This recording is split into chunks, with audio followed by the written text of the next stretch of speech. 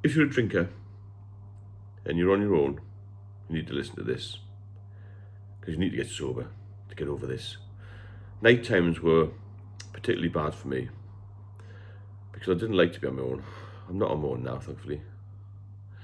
Now, when I was drinking heavily, I was totally isolated really from friends and family. I used to have a few drinking, well, ex-buddies now in the local pub, but coming home to an empty house as an alcoholic, which is a totally filthy state, had rats running around it in the end. The isolation was incredible. The feeling of desperation was incredible. I'll just take you through a typical night. I used to get up whenever I got up during the day and just drink a little bit, just get myself going, and I would force myself to get out at night a little bit. Maybe go out at about 6 o'clock. Winter nights were even worse. When dark winter nights, cold, and you weren't sure whether you'd make it to the pub or even just get out of the taxi because it was so icy and things like that. So make it to the pub for about an hour or so, feeling terrible, trying a few drinks and try and make yourself feel better.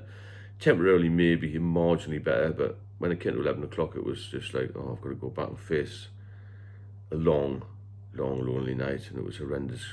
Getting a taxi, and the last person I spoke to was a taxi driver, obviously. They all knew me locally because that's all I did. Went from flat to shop to pub and back every day for years. That's all I did. Apart from the odd break when I saw my daughter, which was pretty rare because she was in Manchester. However, getting back to the flat, I'll just take you through it. 11:30, I used to walk in cold because there was no heating on. I didn't have any heating, no hot water. Still had some gas, so I managed to get maybe some little tin of soup or something. I used to use Dial-A-Drink as well to get drinks. So I had plenty of stock of drink. I used to sit. Didn't have any TV. TV was broken. I just had an iPad and I had a radio. So I used to listen to a little bit of Radio 4 and a lot of LBC, like it's a chat show, it was a London radio company, which I used to listen to when I was a policeman in London. I just used to reflect and think, well, how have I gone from having a family, a nice house in Epping Forest, to sitting in the northeast of England in a flat on my own, in the cold with rats? That's what alcohol does to you. So the night would drag on a little bit long, past midnight, then I'd hear somebody else do another talk show. I used to listen to that. I used to maybe get a little bit of cheese or something, trying to get a bit of a snack. It just felt terrible. Because it's so quiet, you look out the window, there's nothing. Just darkness, isn't it? The odd taxi drives by, there's nobody to call, nothing to do. You feel as if well, I was just totally broken. I was at the bottom of a bottle, wasn't I? Physically, mentally, completely done in. That was me. And trying to have a bit of sleep and just toss and turn and sweating and you're cold and your body's shutting down, isn't it? When you're at the point of active addiction, I suppose. Reach for a can, get up again, just sit on the edge of the bed. Never used to wash very much. I didn't have any hot water. I might have been in the flat to fix anything. I was short of money. I had no prospect whatsoever. I had no future really. Nobody to talk to. That was the worst thing. Nobody to talk to. No noise. A very quiet block of apartments where I was at the time. And unless you were up at 7 o'clock in the morning, which I was very rarely, you wouldn't hear anybody during the night at all, because some of the apartments were just empty. Now, the loneliness of that, bear in mind I'm quite a fit and able guy, and I used to be a police officer in central London. I'm used to handling myself. I used to get very frightened, very anxious, very nervous. If there wasn't any creaks or noises in the building, there used to be somebody come back in a taxi or something. I was on edge all the time, felt on edge all the time. The anxiety and the alcohol had brought me to that. And at 3 o'clock in the morning, somebody else was on the radio, trying to get a bit more sleep. And the whole night was torture. The night used to last weeks in my head, I don't think I could go back for an hour of that now. If somebody said to me, have a few drinks, go back to that, you could put £10 million in your back, I wouldn't do it for anything. There's no way that I want that torture back again. Because it is torture, and it's a constant cycle of just, what is that? Desperation, loneliness, helplessness, really. And you get no help, really. I had to try the NHS for some tablets, couldn't get them. There were people telling me to cut down, the usual story, taper off and all that. Then I'd try and get a bit of sleep, and then we missed calls. I didn't have the phone on ring, I saw it on silent. The only people who would ever ring me were parents, to be fair. And my dad used to say before he passed away, we only rang to see if you were still alive, to be fair. I think that's why they rang. because they were so worried about me. They very rarely used to come through. If they said they were going to come through, I used to put them off and say, "Oh, got a doctor coming, or got problems, or whatever." I used to just make a story up.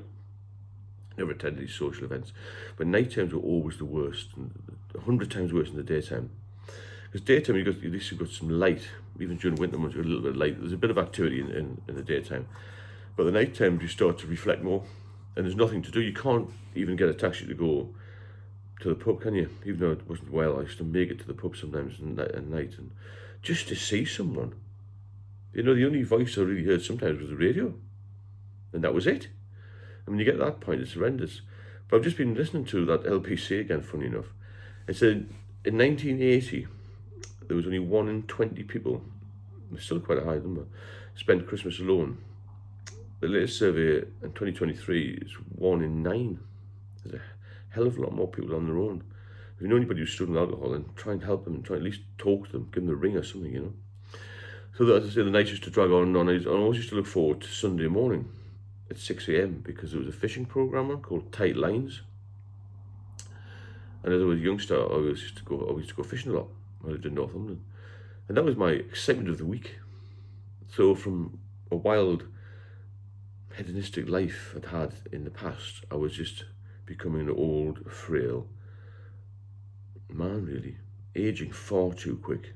And I used to try and get on Facebook and things, if iPad, there was anything that was working, and look at my ex-colleagues and how they were doing, and thinking everyone's doing really well, and well, they were doing better than me, because the alcohol had completely grounded me. It completely wrecked me, completely wrecked my life. It had taken everything from me. It had taken my health, physical health, my mental health, my finances, my family, really, any ambition that I had, my future, my looks. I looked terrible. I went down to 9 stone, I'm 6'3". Imagine what sort of state I was in. But I managed to get back. And it's a miracle. People say it's a miracle. I believe it is, but it's down to hard work, and you can do it. There is hope that no matter how ill you are, if you follow the doctor's advice to the letter, you keep positive, you get yourself some exercise, even if it's just walking around the room, walking around the block a little bit, walking around the block of flats, wherever you are, you must get some exercise. Open the windows, get some fresh air, even if it's cold, put something else on. You must get a little bit of fresh air. You've got to try and eat. You must try and eat something. I didn't eat enough. I'm sure I used to, well, after the 2 years I was in hospital, in 2019 to 2021, I forced myself to eat. I thought the only way I'm going to stay alive is to eat as much as possible. So when I was in hospital, on and off for 2 years, 2.5 years, I used to ask for double portions, even though I was sort of forcing the food into myself. I think that's one of the only things that kept me alive, to be fair. To eat and eat and eat and eat, and to move around a little bit. I once heard a consultant talking to another patient. He said, there's 2 things you've got to do when you don't feel well, and you don't want to do them. And that is, you must eat and you must move. So if you don't do those 2 things, you'll die. Basically, you'll just pass away. You've got to keep moving, and you've got to keep yourself focused. It sounds easy for me to say that now, because I'm over the worst. But the addiction is always there, you know. And the reason I got into such a state was because I relapsed after 8 years. I speak to many people now who've relapsed after 2 years, 5 years, 8 years, 18 years. And the addiction takes you straight back to square one and even further down. It's very, very sneaky, very dangerous substance, alcohol. And once you're addicted to it, then you really got to be zero on it, zero tolerance, no alcohol whatsoever. Then be careful. Watch what you're doing.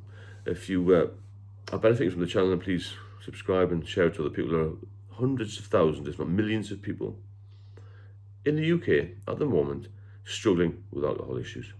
Okay? Get them involved, get yourself involved, speak to people on here. There's a lot of people on here, a lot more knowledgeable than I am, who comment and who are involved in this channel. And it's becoming a bit of a, well, it's a good community now. You can say what you want, you can, get your story out there, be as open as frank as you want, and you can flourish on here, and you can get yourself some positivity. I did it alone. I did everything alone, and I didn't even know there was this sort of thing on the internet, to be fair. So if you want to get sober, I'll do it with you. Get in touch with me. I'll always answer every comment. My email address is on the description as well. So have a good evening, or good day as it were, and I'll speak to you all on Christmas Eve.